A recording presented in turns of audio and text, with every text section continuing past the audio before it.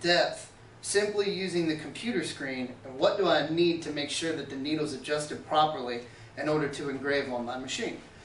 Well, that's a nice question because it touches on a lot of points that are our number one mistake for the most part when people are just specifically talking about engraving.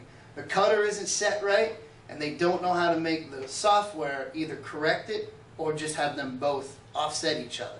So in this instance we can do a lot of neat little things, but in George's instance what we're going to do is on here, on our machining window once again, which again has a lot of basically everything that you want to do as far as how it's going to engrave is on here. So right here we've got our speeds. So this is our XY speed, our Z speed, and this neat little box right here, this last box, is the additional depth.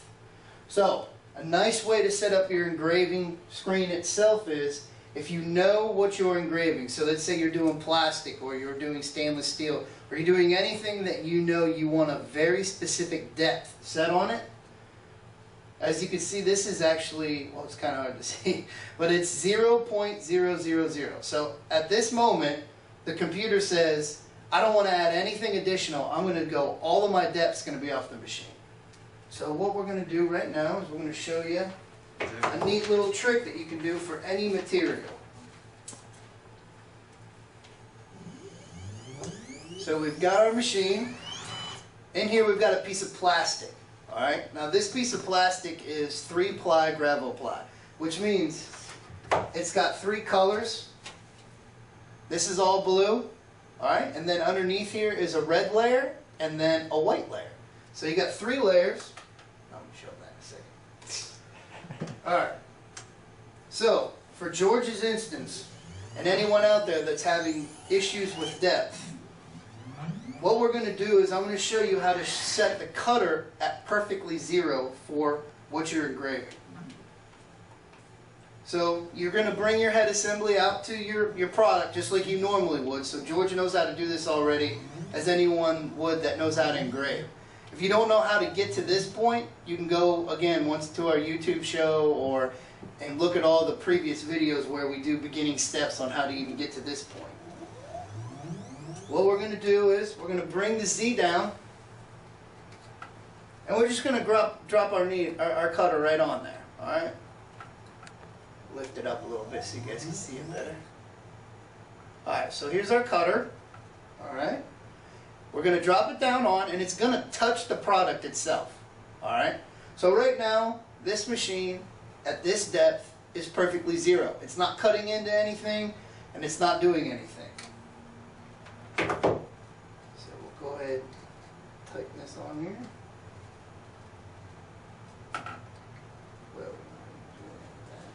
Alright, so once it's there, you're going to save that setting.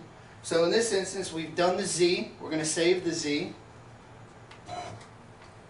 Alright, and now once again, that's set at 0.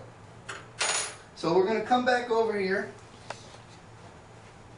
to our software, and remember once again the cutter is not going into the material, so the setting that we have saved is 0.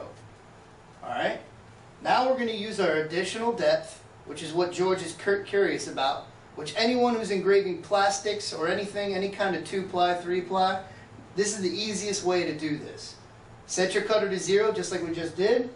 You're going to come in here and you're going to tell the machine how deep you want it to go. So in Gravoply's instance, the majority of the Gravoply has a 12/1000th of an inch depth. So we're going to literally put 12/1000ths of an inch into the machine. What that means is the engraver is going to come down to its Z point, which we know is at 0. Alright? It's going to come down to that Z point, and then it's going to go down the amount of distance that you just towed it. So, and again, you can change all the parameters in here if you want millimeters, metric, anything. In this instance, we've got inches because that's what we use here. But it's going to come down to that point that I set, and it's going to go down 12/1000ths of an inch. So the reason why we do that for plastics is because you want to get something perfect. Alright? So These two pieces were exactly the same. Alright, notice how we've got blue, white, and red. That is exactly what this piece is. So what we would have done is we would have done 3 passes on it. We would have set our first pass to 12 thousandths, which is going to cut everything out. It's going to cut all the blue out. And then your next layer is going to be the reds. So it would cut away in between the red to get to the white. And what you have standing is your red, white, and blue flag. So the additional depths that you can set once it's at 0 can do perfect engraving if you set it up right. And the correct way for that is to have it 0 out on the material and then tell it specifically where you want it to go.